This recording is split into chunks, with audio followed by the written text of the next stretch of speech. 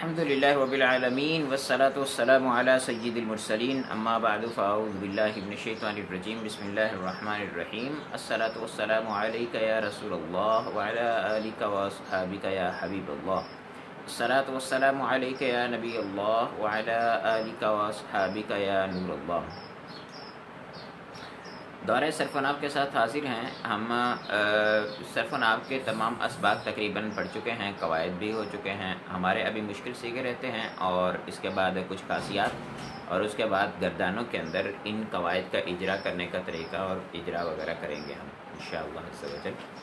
آج ہم مشکل سیگوں والا سبق پڑھیں گے، اور اس میں سے تمام مشکل سیگے تو آج ہو پائیں یہ ضروری نہیں ہے، جتنے ہو پائے تو انشاءاللہ عز و جل اتنے کر لیں گے، بقیہ جو ہے وہ کل کے لیے رکھ لیں گے۔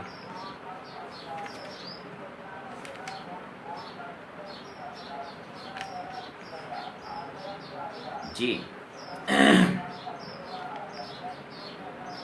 یہاں پر نوٹ بیان کر رہے ہیں، کہتے ہیں یہاں سیغوں کو ان کے تلفظ والی شکل میں لکھ کر بریکٹ میں رسم الخط کے انداز میں لکھا جائے گا۔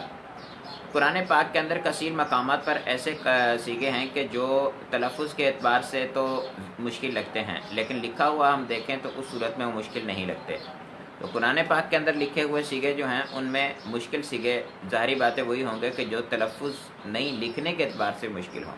اگر لکھنے کے اعتبار سے مشکل نہیں ہے، صرف تلفظ کے اعتبار سے مشکل ہے، تو وہ کوئی مشکل سیغہ اتنا نہیں ہوتا۔ جب قرآن پاک وغیرہ میں اجرا کرتے ہیں تو یا تھوڑا مہارت حاصل ہو جاتی ہے قرآن پاک کو پڑھنے کی، تو پھر اس کے بعد اس کے لیے وہ سیغے مشکل نہیں رہتے۔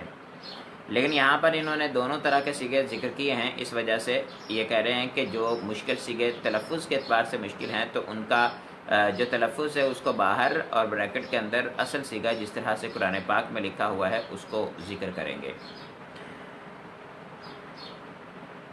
یہاں پر سیغہ نمبر 1 بیان کر رہے ہیں فتقون۔ فتقون جو ہے اس میں فاتقون تھا، فاتقو ہے اصل میں۔ اتقو امر کا سیغہ ہے، یہ ہم قاعدہ پڑھ چکے ہیں امر کے اندر کہ اتقو جو ہے یہ ابتقو تھا، یعنی واو سے ہے، یہ مثال ہے، اصل میں لفیف ہے، یعنی فا کلمہ کے اندر اس کے حرف علت واو آ رہا ہے۔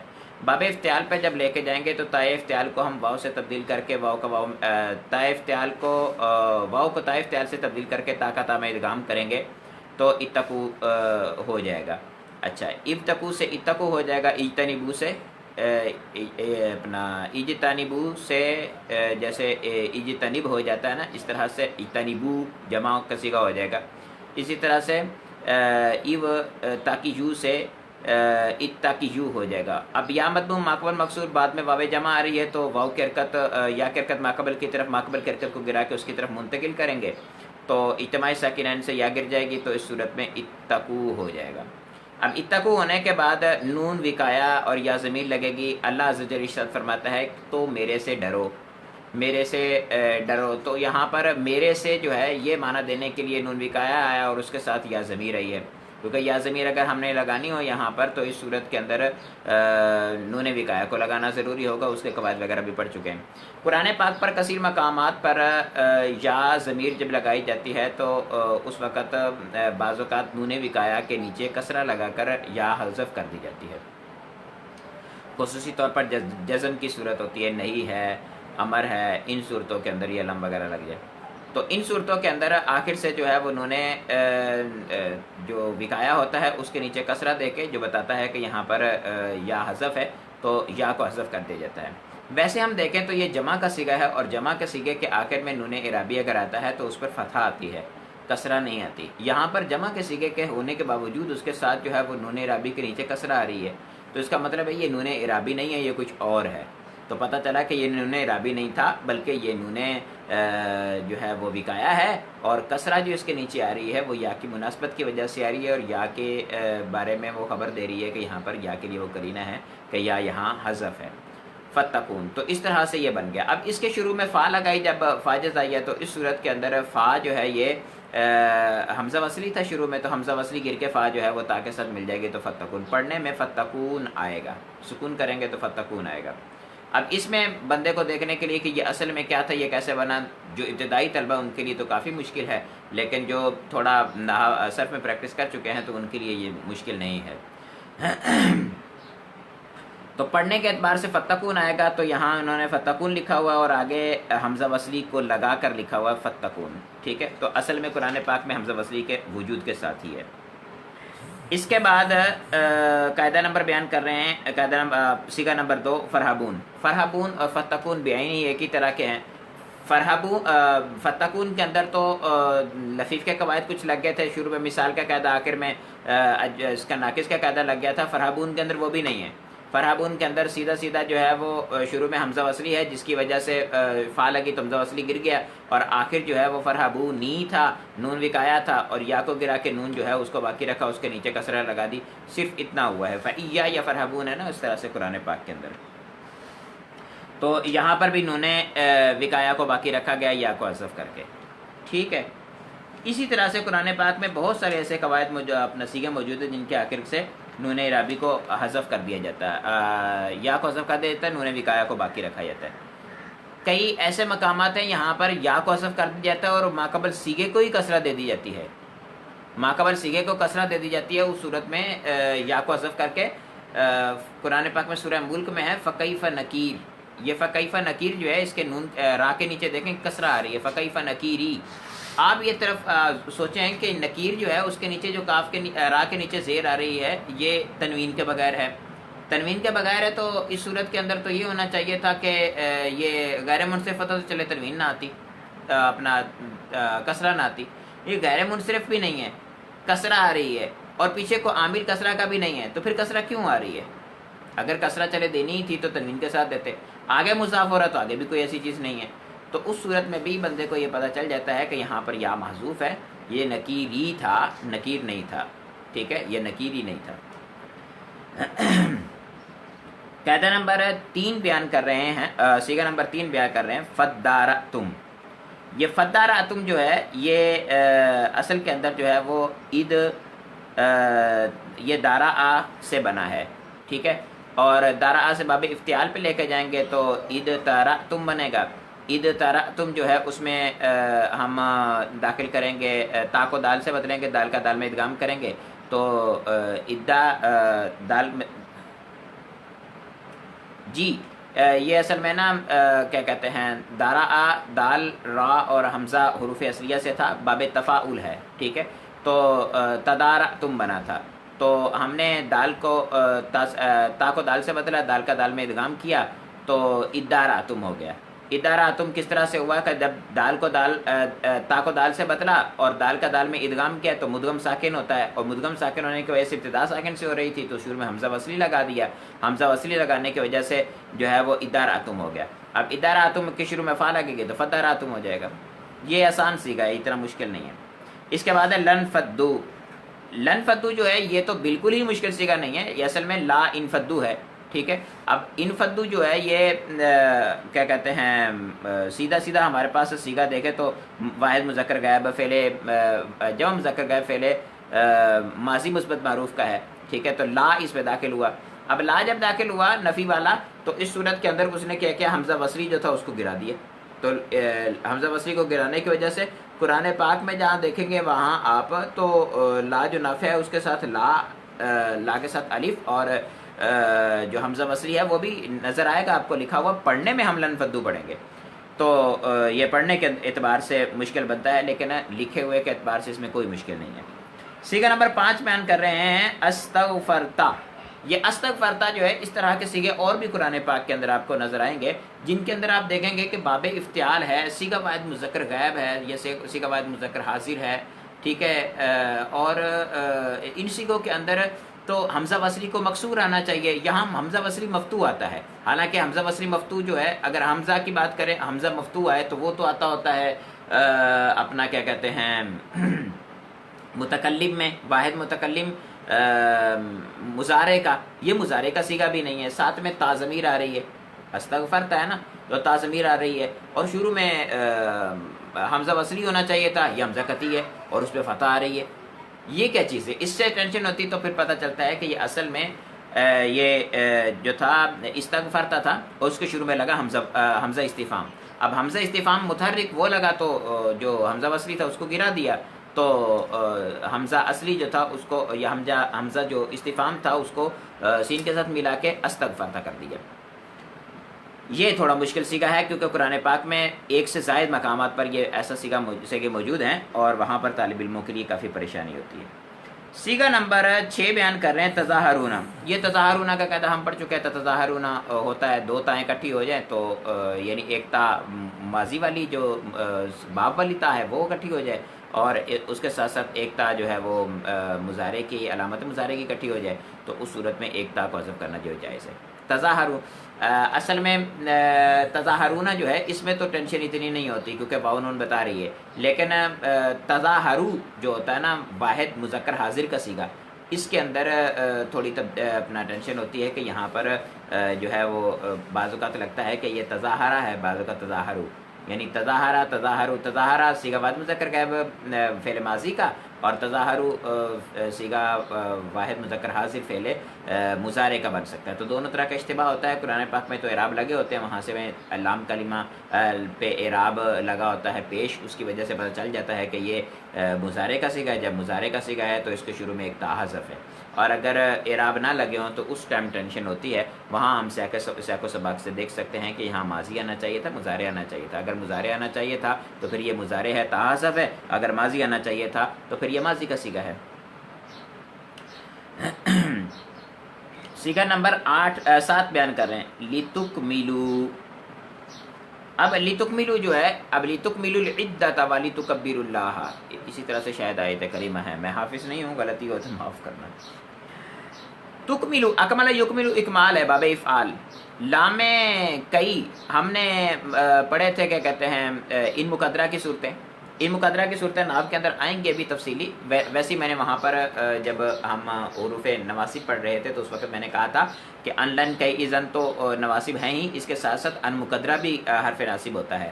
تو ان مقدرہ جو ہے یہ بھی مضارع کے آخر کو مضارع کے آخر کو نصب دیتا ہے۔ اب مضارع کے آخر کو نصب جو ہے وہ آپ جانتے ہیں کہ نون رابی ہو تو نون رابی کو گرانے کے ساتھ آتی ہے، ٹھیک ہے۔ تو یہاں پر تکملون تھا، ٹھیک ہے، اکمل یکمل اکمال سے واحد جمع مذکر حاضر کا سیگا ہے تکملون، اور اس کے شروع میں لام کئی لگا ہے تو لام کئی کے بعد ان مقدر ہوتا ہے، تو اس صورت میں لتکملون کی بجائے نون گرا دیں گے، لتکملو ہو جائے گا کیونکہ حالت نصبی آ جائے گی اس کی، ٹھیک ہے۔ یہ بھی کوئی مشکل سیگا نہیں ہے، آپ نحو کے اندر یہ پڑھ چکے ہوں گے ان مقدرہ اور ان مقدرہ کی صورتیں۔ ان مقدرہ کی تو پھر بھی مشہور ہو جاتی ہیں، ان حتیٰ کے بعد مقدر ہوتا ہے، او کے بعد مقدر ہوتا ہے، اس کے بعد فا سبیہ کے بعد مقدر ہوتا ہے، وغیرہ وغیرہ۔ لیکن ان مقدرہ جو ہے اس کی صورتیں طالب علموں سے پھر بھی مخفی رہ جاتی ہیں۔ اس صورت میں سادہ سادہ یہی کہہ دیا جاتا ہے کہ جواب امر جو ہے وہ مجزوم ہوتا ہے، اسی طرح ہم کہہ دیتے ہیں کہ جواب نہیں، جواب استفہام مجزوم ہوتا ہے۔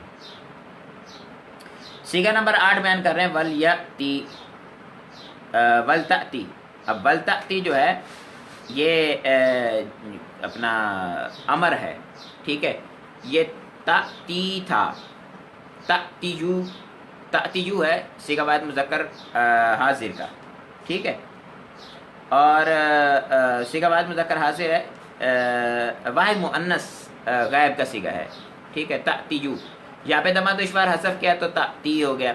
اب اس پر جب ہم نے لام امر داخل کیا تو اس صورت میں لام امر جو ہے وہ جزم دیتا ہے، تو جو ناقص کے سیگے ہوتے ہیں ان کے آخر سے حرف علت کو حذف کر کے جزم دیتا ہے، تو لتأتی ہو گیا، ٹھیک ہے۔ اس میں بھی کوئی مشکل سیگا ایسا نہیں ہے، یہ قواعد مشہور زمانہ قواعد ہے جو ہم پڑھتے رہتے ہیں نحو اور صرف کے اندر۔ اچھا جی، اس کے بعد ایک ہم نے سیگا بھی پڑھا تھا، آپ کو یاد ہو قاعدہ پڑھا تھا، میرے خیال میں کل ہی شاید ہم نے یہ قاعدہ پڑھا تھا کہ جو ہوتا ہے اگر فاعلن کے وزن پر کوئی سیگا آ جائے تو اس صورت کے اندر ہم اس کو فاعلن کو جو ہے وہ فاعلن، فیلن اور فیلن تینوں طرح سے پڑھ سکتے ہیں، اور اگر جو ہو وہ کیا کہتے ہیں اس کا اگر عین کلمہ حرف ہلکی ہو، اگر عین کلمہ حرف ہلکی نہ ہو تو اس صورت میں ہم فاعلن اور فیلن پڑھ سکتے ہیں، اور فیلن نہیں پڑھ سکتے، جیسے کتفن اور کاتفن تھا۔ تو اس کے لیے یہ ضروری نہیں ہے کہ وہ ایک ہی کلمے کے اندر ہو، بلکہ ایک کلمے سے زائد میں ہو، تب بھی ایسے کیا جا سکتا ہے۔ اب قرآن پاک کی ایک آیت کریمہ ہے، وہاں پر ہے وَيَتَّقِيهِ، یہ ویتقی جو ہے یہ اس میں آپ دیکھیں تو تاکی ہی یعنی فاعل کا وزن پایا جا رہا ہے. اب فاعل کا وزن ہے لیکن آپ یہ بات جانتے ہیں کہ یہاں پر کاف درمیان میں آ رہا ہے اور کاف جو ہے وہ حرف ہلکی نہیں ہے، تو تاکی ہی جو ہے اس کو تک ہی اور تک ہی یعنی فعل اور فیل پڑھنا جائز ہے، لیکن فیل پڑھنا جائز نہیں ہے. تو اس کو جو ہے ہم یتقی جو ہے یتقی ہی اس کو یتق ہی پڑھ سکتے ہیں. ٹھیک ہے، تو کاف کو ساکن کر کے بھی پڑھ سکتے ہیں، قرآن پاک میں یہ موجود ہے، اس وجہ سے یہاں پر ویتق ہی یہ قرآن پاک کی آیت کریمہ لکھی ہوئی ہے، وَمَن يُطِعِ اللَّهَ وَرَسُولَهُ وَيَخْشَ اللَّهَ وَيَتَّقْهِ ہی. یہ کاف کے ساکن ہونے کی یہ وجہ ہے اور کوئی وجہ نہیں، وگرنہ اتقا یتقی جو تھا اس کے آخر میں یا آتی تھی، وہ تو جزم ہونے کی وجہ سے پیسے ہی حذف ہو چکی ہے. یہ نا من یطع اللہ، من جو ہے یہ شرطیہ ہے، تو ویخش اللہ اس میں یکشا کے بعد یا آ رہی تھی، اس کو حذف کیا جزا ہونے کی وجہ سے. نہیں یہ سبھی شرط ہے. من یطع اللہ ورسولہ ویخشا ویتقی، یہاں پر دیکھیں کہ یطیع اللہ جو ہے یطیع اس میں یہ شرط ہونے کی وجہ سے حالت جزمی میں ہے، اور یکشا کا اس پر عطف ہے، یہ بھی حالت جزمی میں ہے. اسی طرح سے ویتقی جو ہے اس کا بھی اپنا عطف ہو رہا ہے یطیع پر، تو یہ بھی حالت جزمی میں ہے. تو ویتقی ہے، کاف کے نیچے زیر ہے، یا آخر سے حذف ہوئی ہے، لیکن جب ہا کے ملنے کے ساتھ اس میں فاعل ان کا وزن بنا تو اس صورت میں کاف کو ساکن کرنا جائز تھا، تو قرآن پاک میں اس طرح سے کیا گیا ہے. سیگا نمبر 10 بیان کر رہے ہیں ارجح. یہ ارجح جو ہے اس میں یہ کہتے ہیں کہ یہ سیگا واحد مذکر غائب سیگا واحد مذکر حاضر امر حاضر معروف ناقص سے ارجی تھا. ٹھیک ہے، باب افعال سے ارجع یرجی ارجاء سے، اور اس کے بعد واحد مذکر غائب کی ضمیر مفعول آنے کی وجہ سے ارجی ہو گیا. قرآن پاک میں اس کے بعد وَأَخَاهُ کا لفظ موجود ہے. اگر ہم ارجی ہی و آخا ارجی ہی و اس کو ہم دیکھیں تو فعیل کا وزن بنتا ہے، تو اس میں جزم دینا بھی جائز ہے فعیل کی صورت کے اندر کہ ہا کو جزم دے دیں، فعیل سے فعل کر دیں، تو ہا کو ساکن کر دیا تو واو جو ہے میں نے آپ کو عرض کیا تھا نا، یہ قاعدہ جو ہے وہ دو جگہوں پہ 2 کلموں کے اندر ہو، 3 کلموں کے اندر ہو، ان میں بھی ہو سکتا ہے، کہیں بھی ان کو نظر آئے تو جائز ہے. کہتے ہیں کہ جی ہی وا فعیل کی صورت پیدا ہو گئی، جیسے ایبیلن ہوتا، تو اہل عرب کا قاعدہ ہے کہ اس وزن میں بھی درمیان والے حرف کو ساکن کر دیتے ہیں، لہٰذا ہا کو ساکن کیا تو ارجح و آخا ہو گیا. تو یہ جائز ہے، یہ بھی واجب نہیں ہے. قرآن پاک کے اندر تو واجب ہے، بقیہ میں جائز ہے. لیکن قرآن پاک میں جیسے قرات میں موجود ہے ہم ویسی ہم پڑھیں گے. کوئی دوسری قرات ایسی آتی ہے کہ جس میں ایسا نہیں ہے تو پھر اس کے مطابق ہم پڑھ سکتے ہیں، لیکن وہاں پڑھیں گے جہاں پر لوگوں کو پتہ ہو کہ یہ قرات بھی ہے. جن کو لوگوں کو پتہ نہیں ہے قراتوں کی تبدیلی کا، تو وہاں پر نہیں پڑھیں گے. میں نے آپ کو ایک ٹریجڈی سنائی بھی تھی. سیگا نمبر 11 بیان کر رہے ہیں اسوا. یہ اسو ہے اور اس کے بعد واو آ رہی ہے، واو ساکن کے بعد واو آ رہی ہے، تو اس صورت میں ادغام ہو جائے گا اسو وکانو یعتدون، اس طرح سے میرے خیال میں، ہاں بما اسو وکانو یعتدون، تو ادغام کر دیں گے. سیگا نمبر 12 بیان کر رہے ہیں ان نمنا. یہ اصل میں ان مصدریہ اور نمنا فعل ہے. نمن منا یا منو جو ہوتا ہے، منا یا منو کا معنی ہوتا ہے احسان کرنا. لقد من اللہ، منا مانا احسان کرنا. ٹھیک ہے، تو اس سے جب ہم جمع حاضر کا سیگا بنائیں گے تو اس صورت میں بنے گا نمنو. اب نمنو جو ہے 5 مرفوع سیگے جو ہیں ان کے آخر میں ہم نون سکیلہ لگائیں تو اس صورت کے اندر مرفوع سیگے جو ہوتے ہیں ان پہ فتح دیتے ہیں ہم.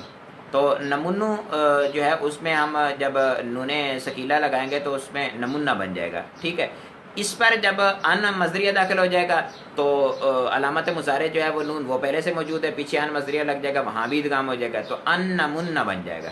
صحیح ہے، یہ بھی کوئی مشکل سیگا اتنا نہیں ہے، اب کھول کے لکھ دیں تو آسان ہو جاتا ہے. لمتننی.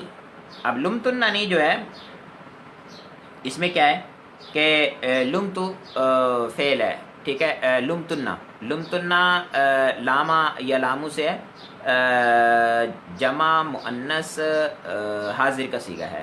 ٹھیک ہے، تننا ضمیر آ رہی ہے اس کے ساتھ. लुमतुन्ना ये ज़मीर हो गई, नून भी कहा या ज़मीर मुतकल्लिम की लगाई है तो लुमतुन्ना नहीं हो गया। इम्मा तरायिन्ना, ये तरायिन्ना जो है ये इम्मा तरायिन्ना, अल्लाहु अकबर, तरायिन्ना जो है ये आप जानते हैं कि तरा फेल है, ठीक है, और तरा जो फेल होता है इसमें आप जानते हैं कि इसके हरूफ असलियाँ रा, हमज़ा और या हरूफ असलियाँ होते हैं। तो तरा जो है ये तर अयू था, ठीक है, और हम इसकी बनाएं तर अयू यानी रा या रा से है तो फ़तह यफ्तो से तर अयू यानी यफ्तहू का वज़न पर, और इसकी हम हाजिर का सीगा बनाएं तो तर अयीना बनता है, ठीक है। हाजिर का सीगा क्या कहते हैं उसको, वाहिद मुअन्नस हाजिर का सीगा, ठीक है, तर अजीना। अब तर अजीना जो है इसके बारे में तर अजीना में या जो है पहली उसकी हरकत को हज़फ किया तो उसको इत्माए साकिनन से गिराया तो तर ईना हो गया, ठीक है। फिर हमज़ा जो है वो उसकी हरकत माकबल की तरफ मुंतकिल की, हमज़ा मुतहरिक माकबल हरफ से साकिन तो हमज़ा की हरकत माकबल की तरफ मुंतकिल की, तो उस सूरत में बन गया जो है वो तरीना, ठीक है। तो तरीना जो है जब इसके साथ या है और आखिर में नून इराबी है, जब हम नून सकीला लगाते हैं तो उस वक़्त इसके आखिर से या को हज़फ कर देते हैं, तो ये या को हज़फ करके जिसे वावे जमा को हज़फ करके उसके माकबल में पेश लगा देते हैं हर्फ पर, तो इसी तरह से या को हज़फ करके याए मुखातबा जो होती है ज़मीर वाली, इसको हज़फ करके इसके माकबल में हम कसरा लगा देंगे तो ये बन जाएगा तरयिना, ठीक है, इम्मा तरयिना, ये इस तरह से तरयिना। लम तरा, लम तर अयू था, ठीक है, लम तर अयू जब लम लगा तो या हज़फ हो गई तो लम तरा आ बन गया, तो हमज़ा मुतहरिक माकबल हरफ से साकिन हमज़ा की हरकत माकबल की तरफ मुंतकिल की, ये जवाज़ी कायदा है लेकिन रा या रा के अंदर वजूबी तौर पर जारी होता है। तो हमज़ा की हरकत माकबल की तरफ मुंतकिल करके हमज़ा को गिरा दिया तो तरा हो गया, अलम तरा। कालीन, ये कालीन सीगा जो है ये क्या कहते हैं कला यकली से है, ठीक है।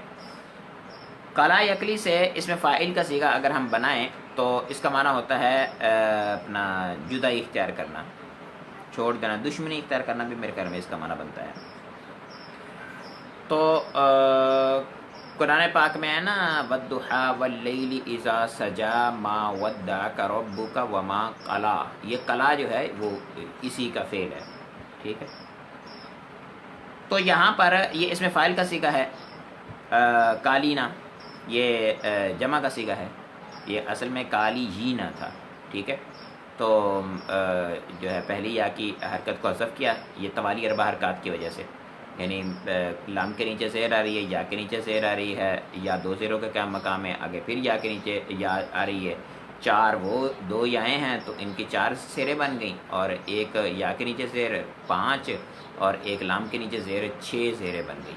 इस सूरत में हमने पहली या जो है उसकी हरकत को हज़फ किया तो इत्माए साकिनन से वो या भी गिर गई, तो इकट्ठी हमारी दो या की कसरें गई और एक या के नीचे जो कसर थी वो गई, तो टोटल हमारी 3 कसरें चली गई, तो 6 थी जिनमें से 3 चली गई, 3 बाकी रह गई, तो तवारी अरबा हरकत ख़त्म हो गया, कालीन हो गया, ठीक है। अशुद्धा, अशुद्धा जो है ये कहते हैं कि ये शिद्दतुन की जमा है, अशुद्धा। बालागा हत्ता बालागा अशुद्धा, ये कुरान पाक में है, मेरे ख्याल में यतीम के माल के बारे में अहकाम बयान हो रहे हैं कि जब तक वो जब मजबूत उम्र को पहुंच जाए तो उस वक़्त उसको जो है वो माल दे दो। तो अशुद्धा जो है बालागा अशुद्धा में ये सीगा अशुद्धा शिद्दतुन की जमा है, यानी बमाना कुव्वत, जैसा कि अनउम जो है ये नेमतुन की जमा है। तफसीर बैज़ावी शरीफ में इसी तरह है, और कामूस लुगत की किताब है उसमें अशुद्धा की जमा भी लिखा है, अशद्दु की जमा भी अशुद्धा लिखा है, इसका माना कुव्वत होता है, जमा का वज़न है। लम यकू, लम अकू, लम नकू, ये नून के हज़फ करने का कायदा ये भी हमने पढ़ लिया है पीछे, दोबारा फिर देख लेते हैं। एक कहते हैं कि लम यकुन असल में था, ये लम यकू लम यकुन था, लम अकू लम नकुन था, लम अकुन था, लम नकू लम नकुन था, ठीक है। ये सारे जो हैं सीखे इनके आखिर में नून था, تو کہتے ہیں یہ اصل میں لم یکو جو ہے لم یکن تھا، اس قاعدے کے تحت کہ فعل ناقص پر جوازم کے داخل ہونے سے نون گرانا جائز ہے، تو نون کو گرا دیا گیا۔ قرآن پاک میں لم اکو بغیہ سورہ مریم کے اندر موجود ہے۔ صیغہ نمبر 19 بیان کر رہے ہیں، کہتے ہیں یہدی۔ یہ یہدی جو ہے یہ اصل میں باب افتعال ہے، ٹھیک ہے، اہتدا یہتدی ہے۔ اہتدا یہتدی جو ہے اس کے اندر تا افتعال کو دال سے بدلا، دال کا دال میں ادغام کیا، تو جو ہے وہ کیا کہتے ہیں یہدی ہو گیا۔ یعنی تا افتعال کو دال سے بدلا، دو ہم جنس حروف کٹھے ہو گئے، تو دو ہم جنس حروف کٹھے ہو گئے، پہلا بھی متحرک دوسرا بھی متحرک، تو پہلے کی حرکت ماقبل کی طرف منتقل کی، پھر اس کے بعد ادغام کیا تو یا حدی ہو گیا۔ یہ حدی ہے، یہدی نہیں ہے، تو اوپر جو لکھا ہوا سیکھا وہ غلط ہے، یہ حدی ہے، یہدی نہیں ہے، ٹھیک ہے۔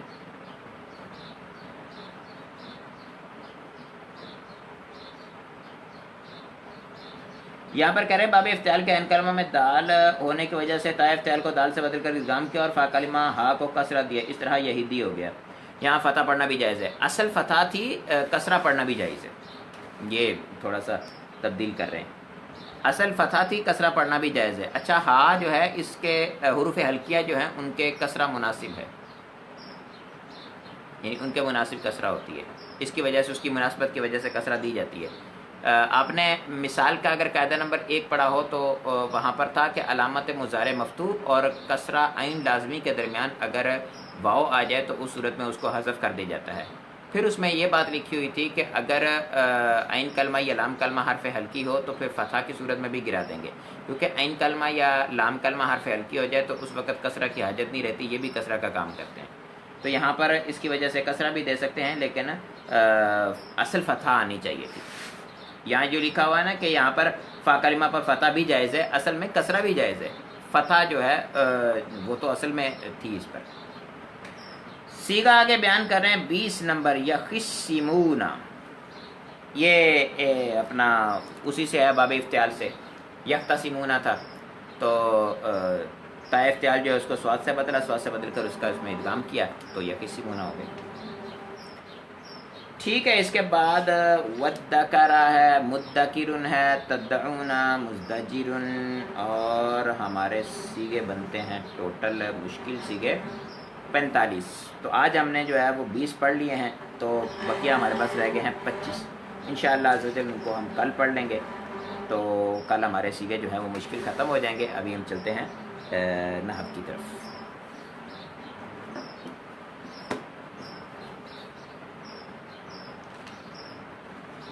نحو کے اندر ہمارا پہلا حصہ ختم ہو گیا تھا، اور دوسرا حصہ جو ہے وہ میں نے آپ کو پہلے بھی عرض کیا تھا کہ وہ توابع کے بارے میں ہے۔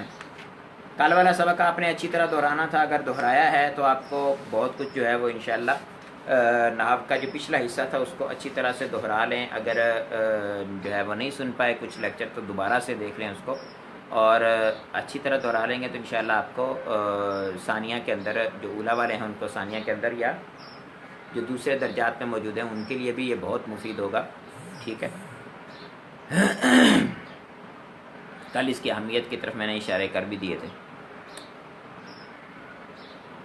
خلاصۃ نحو کا جو حصہ دوم ہے اس میں صفت کا بیان ہے، الدرس ثامن و ثلاثون، تو اس میں فرماتے ہیں کہ جس دوسرے لفظ کو پہلے لفظ کا اعراب دیا گیا ہو اسے تابع اور اس پہلے لفظ کو مطبوع کہتے ہیں۔ یہ تابع مطبوع کے بارے میں اصل میں بیان ہے، اور تابع مطبوع کے اندر صفت بھی آتا ہے، بدل بھی، تاکید بھی، تو یہاں صرف تابع کی تو صرف تعریف بیان کی ہے اور اس کے بعد صفت کا بیان ذکر کر رہے ہیں، اس کے بعد بدل کا بیان ہے، اور نہیں تاکید کا بیان ہے، ادھر بدل دیا ہوا ادھر تاکید دیا ہوا ہے، اب معطوف لے آ گئے، ٹھیک ہے۔ تو آج ہم صفت اور تاکید کا سبق پڑھ لیں گے۔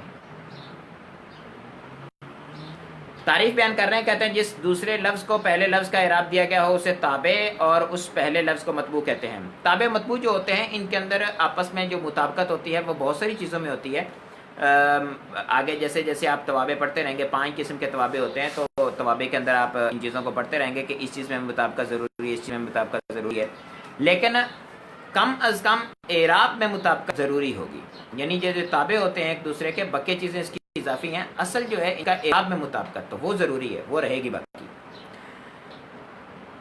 5 قسم تابع کی 5 قسمیں ہیں: صفت، بدل، تاکید، معطوف، عطف بیان۔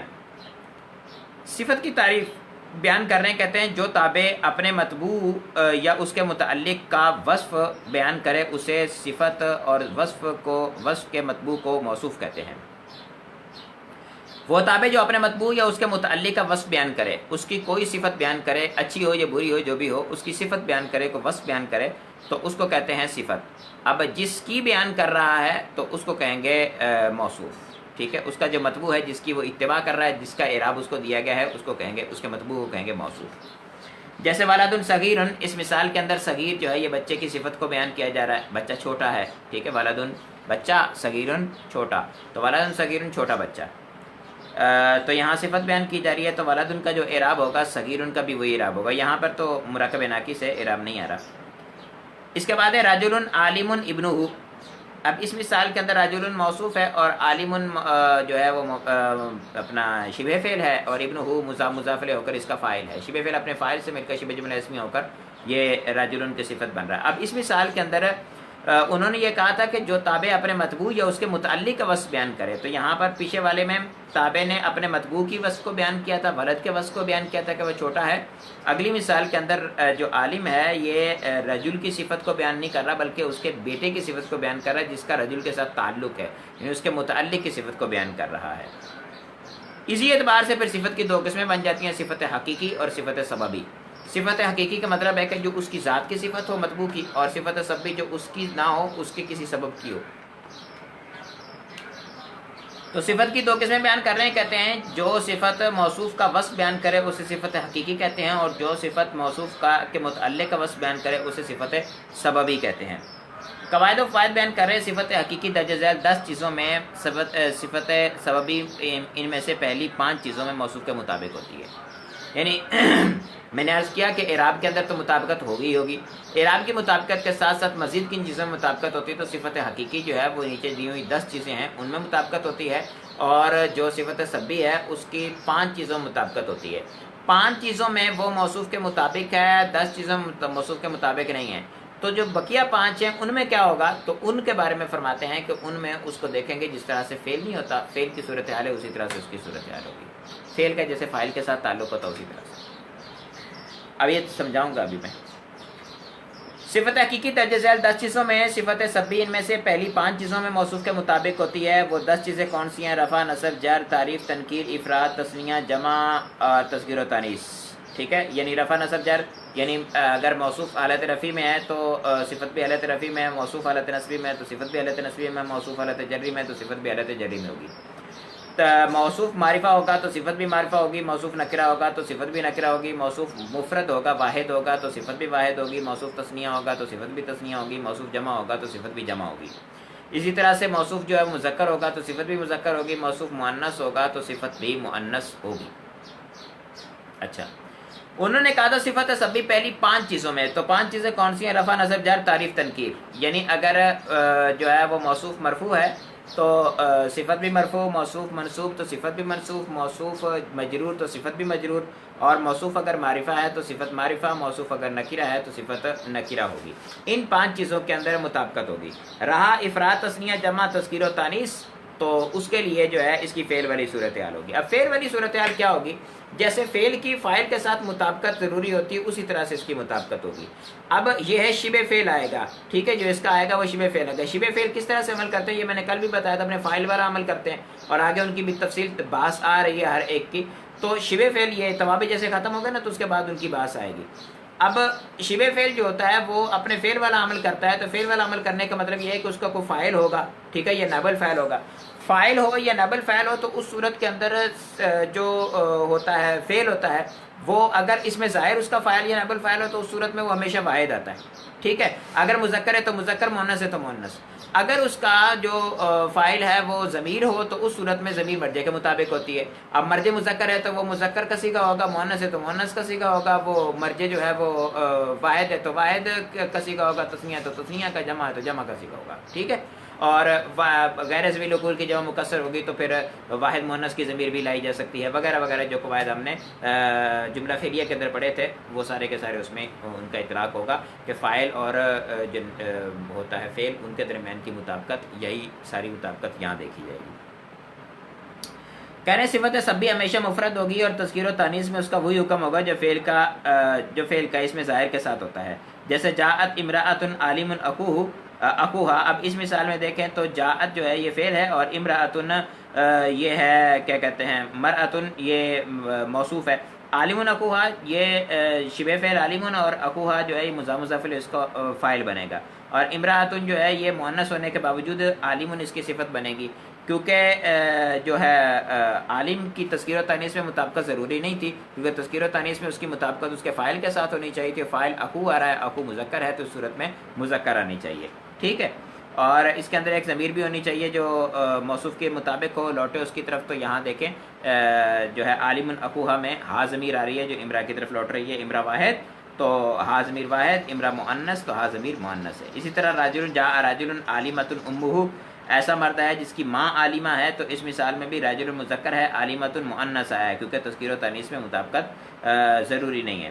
تو امو جو ہے اس کا فاعل آ رہا ہے، ماں مؤنث ہوتی تو اس وجہ سے عالمہ مؤنث آ رہا ہے، اور ایک ضمیر ہونی چاہیے تو امہ کے ساتھ ہا ضمیر جو آ رہی ہے یہ رجل کی طرف لوٹ رہی ہے۔ جی ہمارا سبق اختتام کو پہنچا، ابھی تاکید کا بیان ہے۔ کہتے ہیں جو تابع مطبوع کی طرف حکم کی نسبت کو پختہ کرے یا یہ ظاہر کرے کہ حکم مطبوع کے تمام افراد کو شامل ہے، اسے تاکید کہتے ہیں۔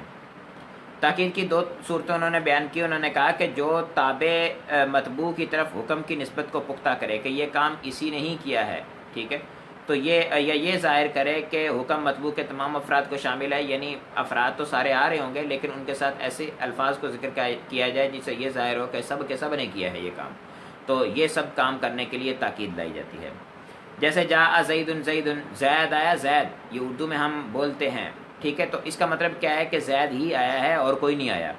اور جاء القوم کلہم جو ہے مثال ہے، اس مثال میں دیکھیں تو جاء القوم کلہم، جاء کی نسبت جو ہے وہ قوم کی طرف تھی پہلے ہی، اور قوم تمام کی تمام ہی سمجھ میں آ رہی تھی، لیکن کلہم تاکید اس وجہ سے لگائی گئی کہ کسی قسم کا اشتباہ باقی نہ رہے۔ تاکید کی اقسام بیان کر رہے ہیں، کہتے ہیں جو تاکید لفظ کے تکرار سے حاصل ہو اسے تاکید لفظی، اور جو تاکید مخصوص الفاظ سے حاصل ہو اسے تاکید معنوی کہتے ہیں۔ یعنی ایک ہی لفظ کے تکرار کے ساتھ، وہ اسم ہو تو اسم کے تکرار کے ساتھ، فعل میں تاکید کرنی تو فعل کے تکرار کے ساتھ، وہ حرف میں تاکید پیدا کرنی تو حرف کے تکرار کے ساتھ لائی جاتی ہے، ٹھیک ہے، تو اس کو کہتے ہیں تاکید لفظی جو لفظ کے تکرار کے ساتھ آتی ہے۔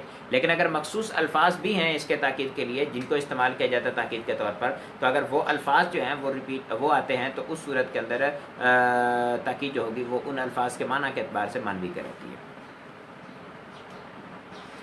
تاکید لفظی تو اوپر مثال آپ نے دیکھ لی ہے، جاء زید زید، اسی طرح سے ہو سکتی ہے۔ آپ زید کی بجائے جاء کے اندر تاکید پیدا کرنا چاہتے ہیں تو آپ کہیں کہ جاء زید، ٹھیک ہے، اور اسی طرح سے حروف وغیرہ تو ان میں بھی تاکید پیدا اس سے کی جا سکتی ہے۔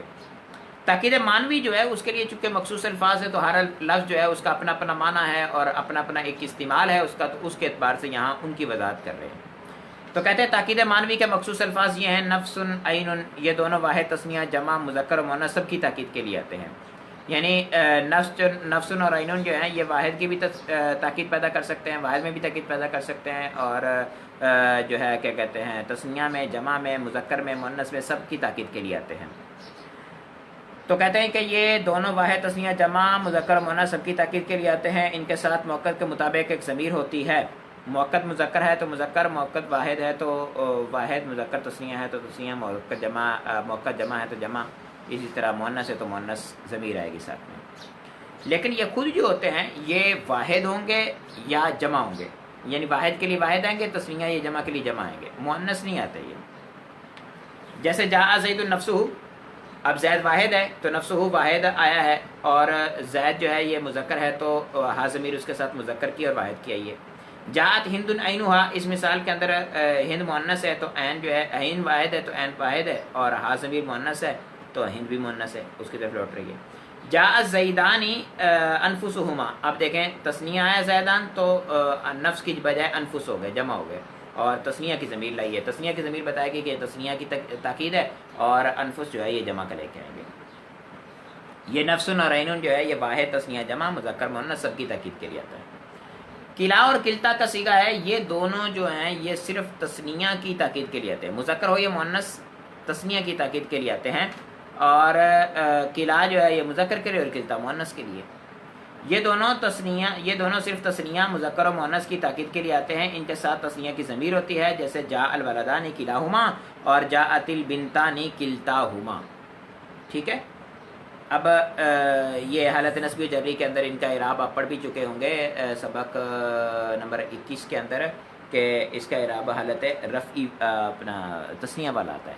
کلیہما کلتیہما آتا ہے تسنیہ والا، یا ساکن ما قبل مفتوح کے ساتھ. اچھا جب یہ ضمیر کی طرف مضاف ہو تو اس صورت میں ان کا اعراب یہ آتا ہے، اگر ضمیر کی طرف مضاف نہ ہو تو یہ مبنی ہوتے ہیں. اس کے بعد لفظ بیان کر رہے ہیں کل اجمع اقطع ابتع ابسع. یہ سارے کے سارے ایک ہی طرح کے استعمال ہوتے ہیں. یہ الفاظ واحد اور جمع کی تاکید کے لیے آتے ہیں. کل واحد اور جمع کی تاکید کے لیے آتا ہے. اجمع اقطع ابتع ابسع یہ سب بھی جو ہیں واحد اور جمع کی تاکید کے لیے آتے ہیں. یعنی واحد کے لیے واحد کے صیغے استعمال ہوں گے، جمع کے لیے جمع کے صیغے استعمال ہوں گے. لیکن کل جو ہے اس کے ساتھ ایک ضمیر آتی ہے جو مؤکد کے مطابق ہوتی ہے. اب وہ مؤکد واحد ہے تو ضمیر واحد کی آئے گی، مؤکد جمع ہے تو جمع کی آئے گی، مذکر ہے تو مذکر، اور مؤنث ہے تو مؤنث کی آئے گی. تسنیہ کے لیے نہیں آئے گی یہ دونوں.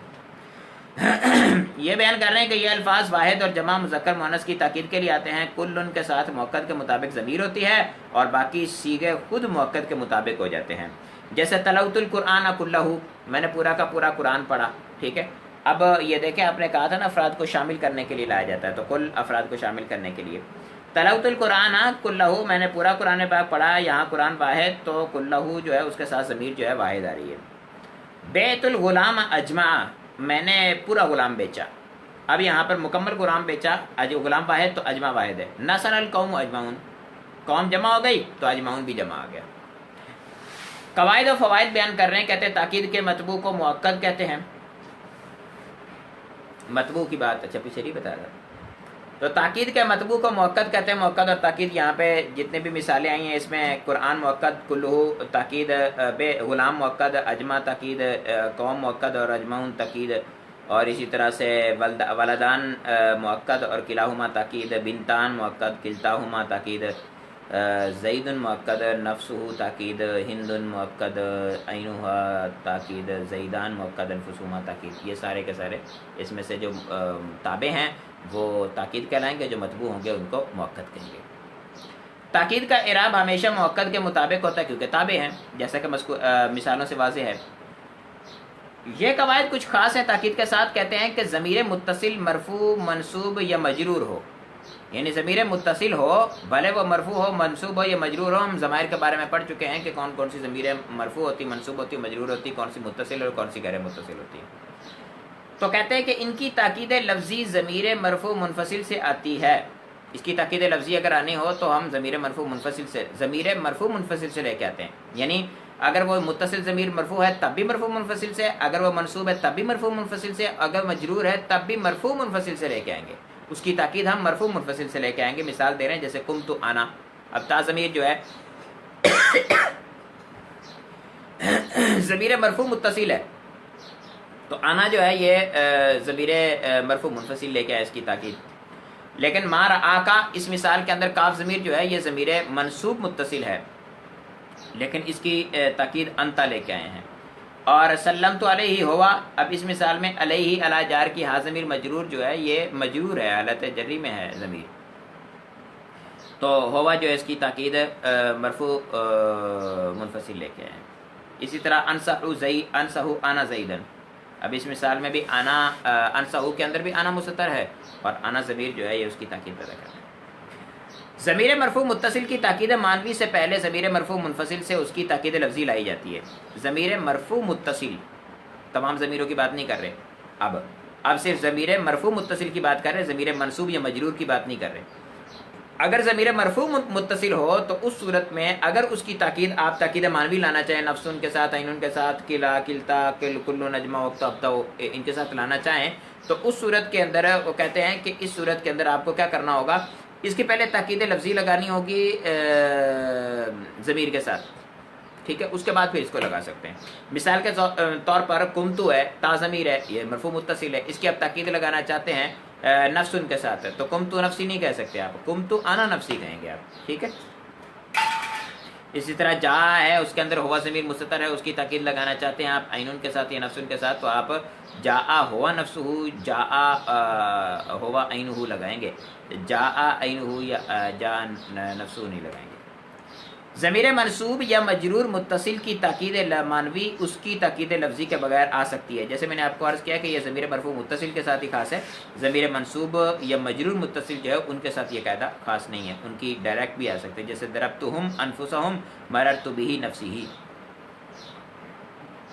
اقتو، ابتو، ابسو اور اقتو، ابتو اور ابسو یہ تینوں صیغے جو ہیں یہ اجماع کے تابع ہیں، یعنی دو طرح سے تابع ہیں، ایک تو اس کے بعد آتے ہیں، یہ اجماع پہلے آئے گا پھر یہ آئیں گے، اور دوسرا یہ کہ اس کے بغیر بھی نہیں آتے، یہ اجماع آئے گا تو آئیں گے، اجماع نہیں آئے گا تو یہ نہیں آئیں گے، اور دوسری بات یہ ہے کہ اجماع آئے گا تو اس سے پہلے اجماع آئے گا، اجماع کے بعد یہ اقتو، ابتو، ابسو میں سے کوئی آ سکتا ہے۔ تو اقتو، ابتو، ابسو اجماع کے تابع ہیں، یعنی یہ صیغے نہ اجماع کے بغیر آتے ہیں نہ اس سے پہلے آتے ہیں۔ ٹھیک ہے جی، ہمارا سبق اختتام کو پہنچا، معطوف اور معطوف علیہ اور عطف بیان وغیرہ جو ہے اس بلکہ ہاں عطف حرف والا اور جو ہے وہ عطف بیان دونوں کا سبق ہے آگے، اور اس کے ساتھ بدل ہے، یہ عطف کا سبق تو چھوٹا سا ہے اور بدل کا سبق جو ہے اس کو پڑھیں گے انشاءاللہ۔ کل ہو سکا تو ہم اسماء اعداد کا بھی پڑھ لیں گے۔ اسماء اعداد کا کوئی اتنا مشکل نہیں ہے، سبق آسان ہے، اور اس کے بعد اسماء کنایہ، اسماء افعال اور مصدر، اسم فاعل، بالکل یعنی اب نحو جو ہے وہ آخری سانس لے رہی ہے، ٹھیک ہے۔ کسی قسم کا سوال ہو تو ارشاد فرمائیے۔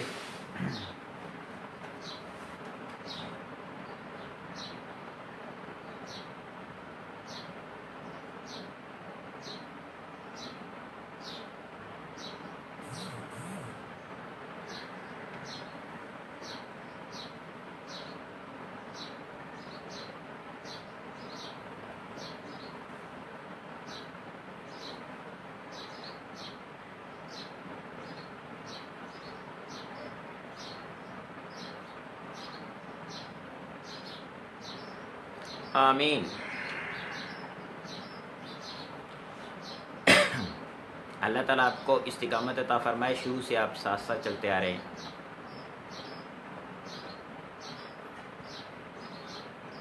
ٹھیک ہے، میرے خیال میں سوال کوئی نہیں ہے، اختتام کی طرف چلتے ہیں۔ السلام علیکم ورحمۃ اللہ وبرکاتہ۔